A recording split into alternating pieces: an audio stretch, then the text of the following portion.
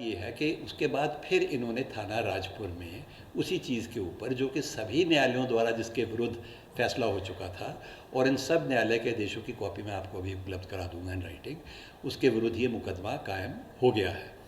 और इनका कहना है कि ये शासन के आदेश से हुआ है। जबकि मेरा मानना ये है कि कोई भी शासन न्यायालय के आदेशों की, एक नहीं चार, न्यायालय के 4-5 अलग लेवल के निर्देशों की अवहेलना करते हुए, अवमानना करते हुए कोई ऐसे निर्देश नहीं दे सकता। और अगर ऐसे कोई आदेश शासन की तरफ से आए हैं तो वो इनके द्वारा शासन को गुमराह करके और माननीय न्यायालयों के आदेशों को कंसील करके कराए गए हैं। और इसमें स्पेशली जबकि ये मेरे विरुद्ध मुकदमा कायम होने के 2 दिन पहले यहाँ के जो ऑनरेबल ACJM 2 हैं और यहाँ के CBI जज भी हैं, उन्होंने एक 11 पेज का स्पीकिंग रीजन्ड ऑर्डर किया है जिसमें पुलिस इन्वेस्टिगेशन के एक पॉइंट को तार तार डिस्कस करके उन्होंने उसमें लिखा हुआ है। उस जजमेंट की कॉपी भी मैं आपको दे रहा हूँ और उसमें लिखा हुआ है कि कैसे मिस्टर धीरज पांडे, जो इस समय शायद डायरेक्टर जिम कॉर्बेट पार्क पे डायरेक्टर के पद पे भी तैनात हुए हैं, और इन्होंने और अपने बाकी फॉरेस्ट कर्मियों के साथ और कुछ लैंड भू माफिया के मिल के साथ कैसे इनके विरुद्ध एविडेंस है प्राइमा फेसाई कि इन्होंने वो पेड़ काटे और पेड़ काटने के बाद उस ज़मीन पे ये उन भू माफियाओं का कब्ज़ा कराना चाह रहे थे, जिनमें से एक भू माफिया उसी एरिए का पहले लेखपाल पटवारी भी रह चुका है। और इनके खिलाफ ये सारी प्राइमा फेसी एविडेंस को देखते हुए इनके विरुद्ध समन्स जारी करने के आदेश हुए हैं। और उसमें इसके बारे में आप क्या कहना चाहते हैं, आपकी क्या समझ है? देखिए, ये जो मुकदमा हुआ है इसका एक 2012 के मामले से संबंध है और 2013 में फॉरेस्ट डिपार्टमेंट ने मेरे रिपोर्ट करने के बाद कि कुछ पेड़ कटे हुए हैं एक ज़मीन के ऊपर, उन्होंने उसके बाद कार्रवाई शुरू की थी और मेरे विरुद्ध 2 चलान किए थे न्यायालय में। और उन चलानों में उन्होंने लिखा कि भी फॉरेस्ट की ज़मीन पे अवैध कब्ज़ा करने की कोशिश की गई है और इसमें पेड़ काटे गए हैं, जबकि फॉरेस्ट डिपार्टमेंट ने ही पहले RTI में इनडायरेक्टली कहा था कि भी जो रेवेन्यू रिकॉर्ड में लिखा हुआ है वो सही है। और 14 मार्च को फॉरेस्ट डिपार्टमेंट 14/2013 को इन्होंने किसी नथुराम व्यक्ति के विरुद्ध मुकदमा कायम किया था, जिससे स्पष्ट है कि 14 मार्च 2013 तक फॉरेस्ट डिपार्टमेंट भी नथुराम को ही इस ज़मीन का मालिक मानता था। एनीवे, जो मुकदमा इन्होंने मेरे खिलाफ कायम किया, जो चलान इन्होंने मेरे विरुद्ध किया था, वो पहले डिस्ट्रिक्ट कोर्ट से उसको अतिक्रमित कर दिया गया था, फिर बाद में उस पर दोबारा सुनवाई हुई, फिर दोबारा उसके ऊपर समन जारी हुए जो कि माननीय उच्च न्यायालय इलाहाबाद द्वारा स्टे उस पर प्रदान कर दिया गया। वो स्टे अभी भी चल रहा है और जो ये अभी इन्होंने मुकदमा कायम कराया है ये एक pending matter before the court में कराया है, जो अपने आप में एक अवमानना का मामला बनता है। लेकिन इसके अतिरिक्त एक ये भी है कि जब मैं DGP के पद पे उसके बाद में स्थापित हुआ, इस घटना के काफ़ी बाद, उस बीच में भी इन लोगों ने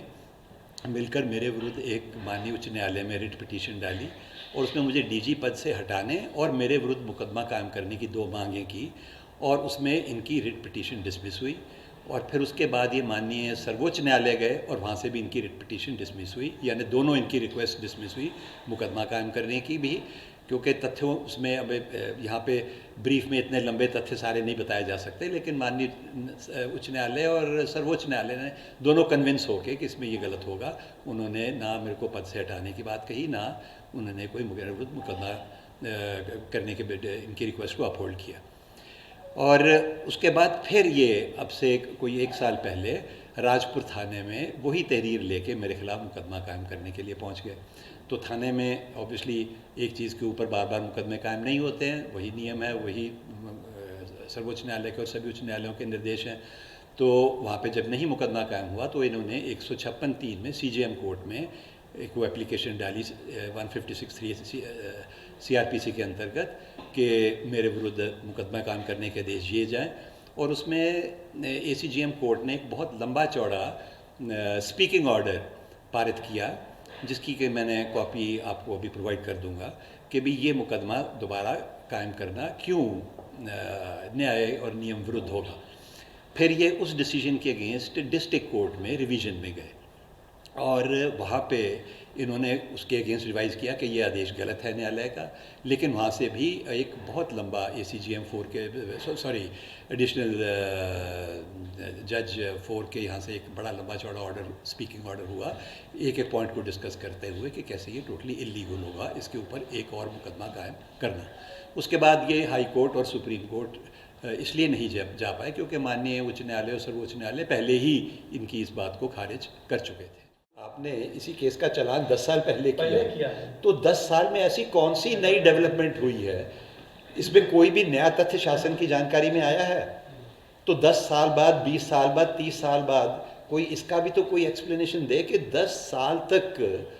अगर ये कोई मुकदमा बनता था इसके ऊपर दूसरा, तो वो मुकदमा 10 साल तक क्यों नहीं कायम कराया गया? सर बार बार टारगेट क्यों कायम हुआ, ऐसा क्यों हुआ? और जो आप लैंड माफिया और या फिर फॉरेस्ट डिपार्टमेंट, आप उनके बीच में ये केसेस में आ रहे थे, इसी वजह से किया है कि कोई और वजह भी है आपके पीछे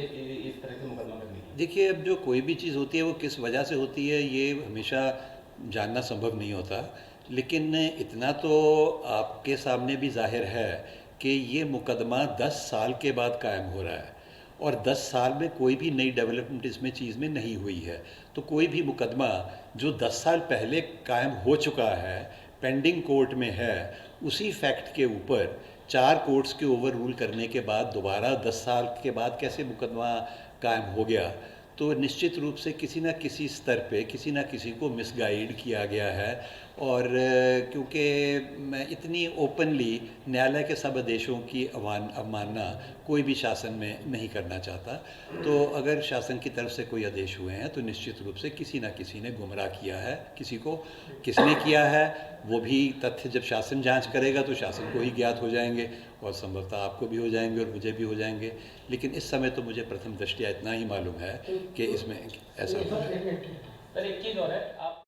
क्या कदम? देखिए, मैं अभी तो सबसे पहले जो मैंने चिट्ठी शासन को लिख के सारे इसमें माननीय न्यायालयों के आदेशों के बारे में शासन को अवगत कराया है, ताकि अगर किसी ने शासन को गुमराह किया होगा तो सही स्थिति उनके स्पष्ट सामने आ जाएगी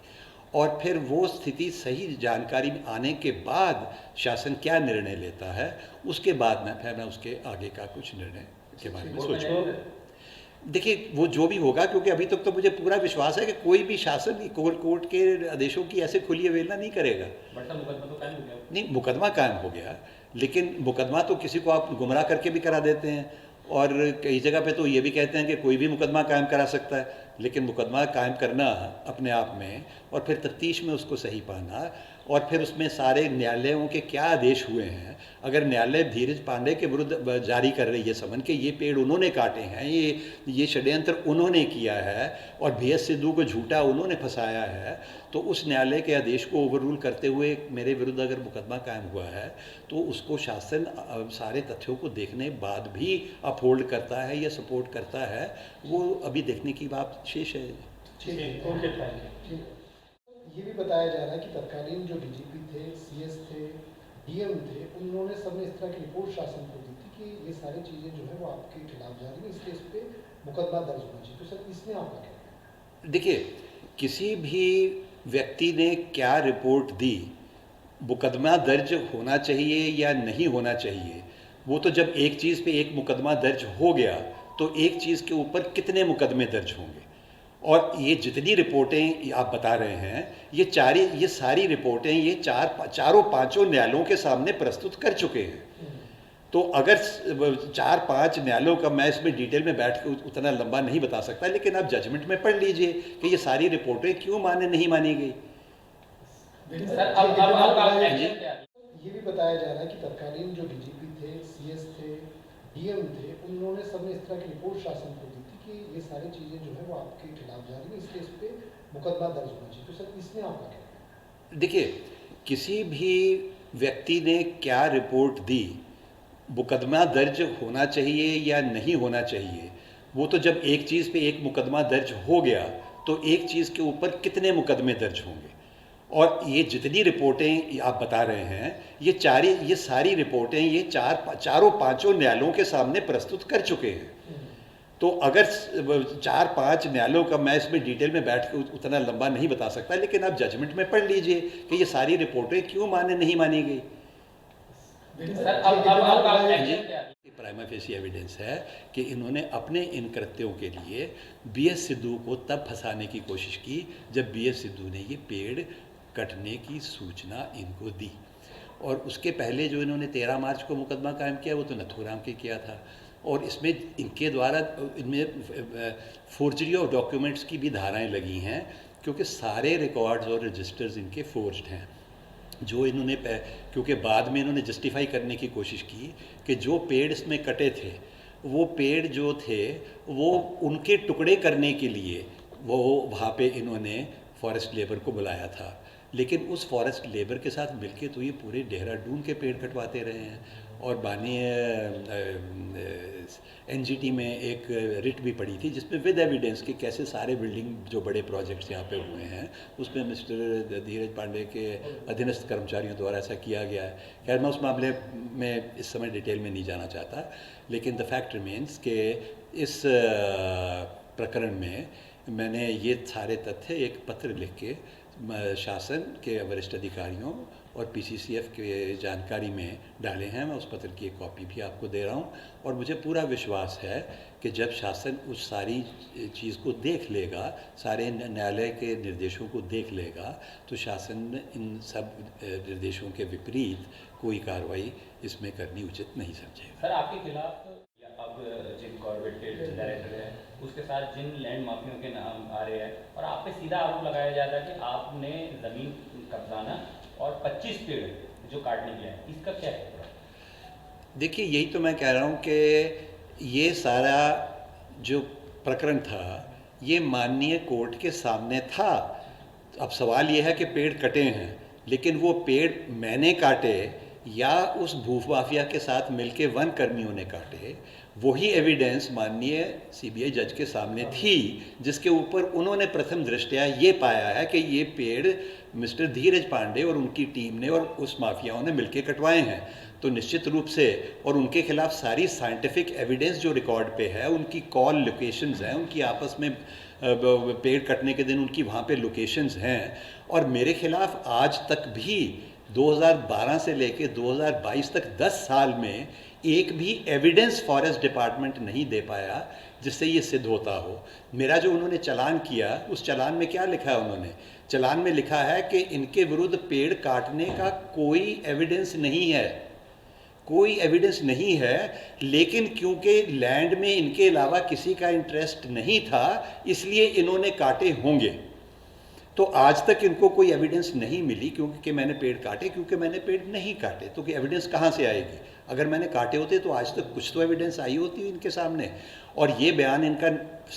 प्रथम दृष्टया झूठ था, गलत था कि ज़मीन में और किसी का इंटरेस्ट नहीं है, क्योंकि जो भू माफिया हैं मिस्टर जिनके 2 नाम मैंने आपको बताए हैं, मुझे एक वहाँ के लेखपाल रह चुके हैं, उनके साथ रेगुलरली फॉरेस्ट वालों की बात हो रही थी उस पीरियड में। उन दिनों पे जिस दिन पेड़ कटे हैं इनकी लोकेशन भी वहीं पे थी, मिस्टर धीरज पांडे की लोकेशन भी वहीं पे थी, और जो इन्होंने मेरे खिलाफ डॉक्यूमेंट्स तैयार किए हैं वो सारे डॉक्यूमेंट्स इससे फर्जी सिद्ध होते हैं, क्योंकि उस दिन इनकी लोकेशन वहाँ पे नहीं थी,